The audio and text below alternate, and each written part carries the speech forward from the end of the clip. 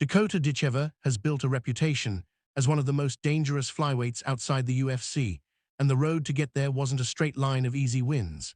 It was paved with wars, comebacks, and some of the most brutal finishes you'll see in women's MMA today. This is the story of how she got there, fight by fight, and why so many people now consider her the best 125-pounder not currently signed to the biggest promotion in the sport.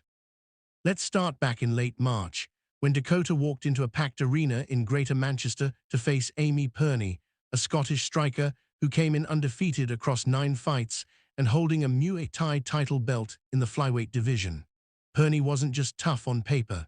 She fought like someone with something to prove, and from the opening bell, she made that obvious. Despite being one of the shorter fighters in the division, Perney came forward with relentless pressure, throwing Dakota to the canvas not once, not twice, but 3 separate times in the very first round. Anyone watching live could feel the momentum swinging hard in Perney's favor. Her knees were landing clean, her takedowns were timed perfectly, and Dakota looked like she was searching for answers. Dakota tried to change the rhythm with a spinning elbow, one of her signature tools, but Perney barely flinched. She kept finding ways to close the distance, catching kicks and using them to put Dakota back on the mat again and again. By the time the fight reached its midpoint, Perney had scored knee after knee, sweep after sweep, and it looked like the underdog story of the night. But fighters like Dakota don't fold under pressure, they adjust. She started opening up with longer combinations, mixing in counters, and slowly clawing her way back into the fight. Round 3 turned into an absolute battle, with both women refusing to give an inch, trading body kicks and grappling exchanges that had the crowd on their feet. By round 4, something shifted. Dakota's timing sharpened, and a clean right hand dropped Perney for the first time in the fight. That single punch changed the entire complexion of the bout. The momentum that had belonged to Perney for 3 rounds now belonged to Dakota, and she pushed the pace in the final round with elbows, spinning attacks, and constant pressure, trying to close the show. It wasn't enough to erase the deficit, though. When the scorecards were read, Perney was declared the winner, largely on the strength of those dominant opening rounds. It was a loss, but it was the kind of loss that tells you everything about a fighter's character. Dakota didn't quit, didn't fade, and showed the kind of championship rounds that most people don't get to see until much later in a career. 3 months after that war, Dakota returned to the cage against Catherine Corrales, an undefeated fighter with 3 finishes to her name and a reputation for being dangerous everywhere the fight went. This time, Dakota looked like a completely different competitor. Right from her pre-fight ritual, blowing a kiss to the crowd, she carried herself with the calm of someone who had already figured out the puzzle in front of her. She moved like a veteran, working her kicks from the outside, managing range beautifully, and refusing to let Corrales dictate any part of the pace. What made this performance stand out was Dakota's defense in the clinch. Corrales tried to close distance and grind things out against the fence, but every attempt was met with sharp counters and physical dominance. Dakota controlled the clinch battles that so many expected to be even, landing quick knees and using her length to keep Corrales from ever settling into a rhythm. As the round wound down, Dakota unloaded a picture-perfect right hand that landed flush on the jaw, dropping Corrales instantly. A follow-up shot sealed it. The fight was over almost as soon as it had truly begun, and it sent a clear message to the rest of the division that whatever happened in her last fight, Dakota Ditcheva was still one of the most dangerous strikers in women's MMA. That win also came on the heels of a bigger achievement. Dakota had already claimed the PFL Europe flyweight title in 2024, and this performance was her way of transitioning that success onto the international stage, stepping into the PFL's American season to test herself against a completely different pool of competition. Her first opponent in that tournament was Lisa Malden, an American fighter riding a 3-fight win streak, 2 of which ended before the final bell. This particular rule set allowed elbows, a small detail that mattered enormously because elbows happened to be one of Dakota's favorite and most effective weapons. It didn't take long for that advantage to show. Just a few minutes into the fight, Dakota landed a stinging combination to the body, following it up with a series of brutal knees that folded Malden over. Malden tried to weather the storm, standing back up after being dropped, showing real toughness, but Dakota refused to let up. She kept the pressure locked onto the body, forcing Malden down a second time with more precise knees to the midsection. The referee had seen enough and called a stop to the fight in the very first round. That finish didn't just add another win to Dakota's record, it also handed her maximum points in the PFL's scoring system for a first-round finish, an early signal that she was serious about winning the entire million-dollar tournament. Her next matchup in that same season came against Chelsea Hackett, another dangerous name who had only lost to genuinely elite opposition. This fight set a different tone from the opening face-off, with neither woman offering the traditional handshake. It was clear before the first bell even rang that this one was personal. Dakota wasted no time putting her stamp on the fight, landing a heavy right hand that sat Hackett down almost immediately.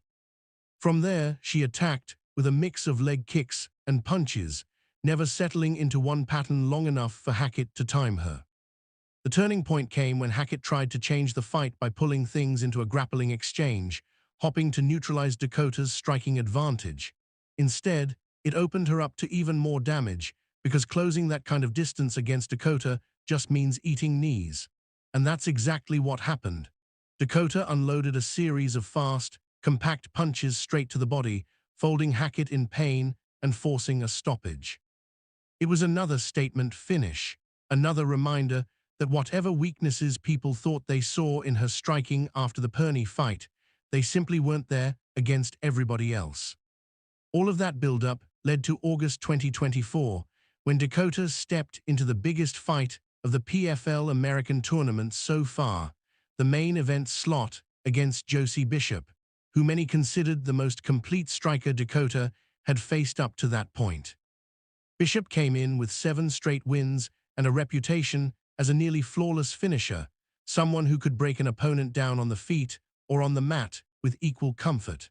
Analysts leading into the fight pointed out that Dakota's wrestling had looked vulnerable in previous outings, and Bishop's camp clearly planned to exploit exactly that.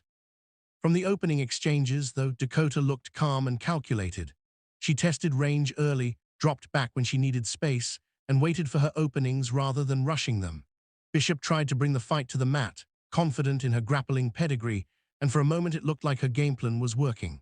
But Dakota showed off a dimension of her game that surprised a lot of people watching, nearly locking in a triangle choke from a position most fighters would consider defensive. Bishop had to scramble hard to escape the submission attempt, burning energy and confidence in the process. Once the fight returned to the feet, Dakota turned up the pressure with sharp knees to the body that immediately buckled Bishop. Rather than finishing her from range, Dakota chose to bring her back to her feet, almost as if she wanted to prove a point, before landing one final, perfectly placed right hand that ended the contest on the spot. It was a performance that silenced a lot of the doubts about her ground game and cemented her position as the favorite heading into the tournament final. That final saw Dakota face Taylor Santos, a former UFC title challenger from Brazil with 22 career wins, elite grappling credentials, and a resume that included losses only by the slimmest of decisions against the very best in the world. After leaving the UFC, Santos had rattled off 3 straight wins in the PFL, setting up a genuine super fight for the million-dollar prize. On paper, this was supposed to be Dakota's toughest test yet, a true measuring stick against someone with far more championship-level experience. Dakota didn't wait around to find out if the hype was accurate. She opened up immediately with her long kicks, using her reach advantage to keep Santos guessing. When Santos tried to change levels and force a body lock takedown, Dakota showed off surprisingly strong takedown defense, reversing the position and taking top control herself, a sequence that flipped the entire expected script of the fight. On the feet, her signature front kick found Santos's face repeatedly, visibly frustrating a fighter who was used to dictating pace against nearly everyone she faced. As the fight progressed, Dakota's counter-striking became the story. Every time Santos tried to press forward, she walked directly into sharp, well-timed shots. Eventually, Dakota backed her against the cage and unloaded, mixing punches and elbows in combinations that visibly hurt the Brazilian veteran. With the round winding down, a heavy knee combined with a flurry of body shots left Santos in serious trouble, and the referee made the call to step in and protect her. That finish crowned Dakota as the first British women's MMA world champion in PFL history, an achievement that instantly elevated her status in the sport. Celebration afterward said a lot about who Dakota is as a person and as a competitor. Instead of the usual celebration, she applied lipstick in the center of the cage before turning to embrace her team, including her mother, Lisa Howard, who happens to be a former kickboxing world champion in her own right. Dakota has been open about crediting her mother's background for shaping her power and toughness in the cage, a connection that adds an extra layer to her story beyond just wins and losses. With the $1 million prize secured and a new world title around her waist, Dakota also made history as the youngest champion in PFL history at just 26 years old. It's the kind of accomplishment that would normally take a fighter a decade or more to build toward, and she managed it while still developing new dimensions to her game in real time, from that near triangle choke against Bishop to the takedown defense she showed against Santos. What makes Dakota's story so compelling isn't just the highlight reel finishes, although there are plenty of those.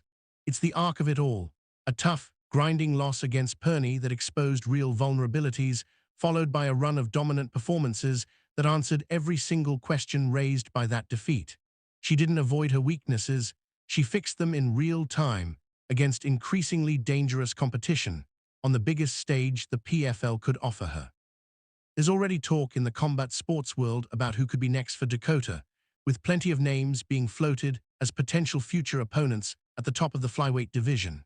Whether that ends up being someone from inside the PFL or a crossover fight against a name from a different organization entirely, one thing feels certain after watching this run of fights.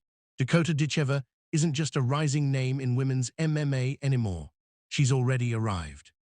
So with all of that said, who do you think presents the toughest possible matchup for Dakota going forward? Drop your pick in the comments, and if you enjoyed this breakdown of her rise to the top, stick around for more deep dives into the biggest names in women's combat sports.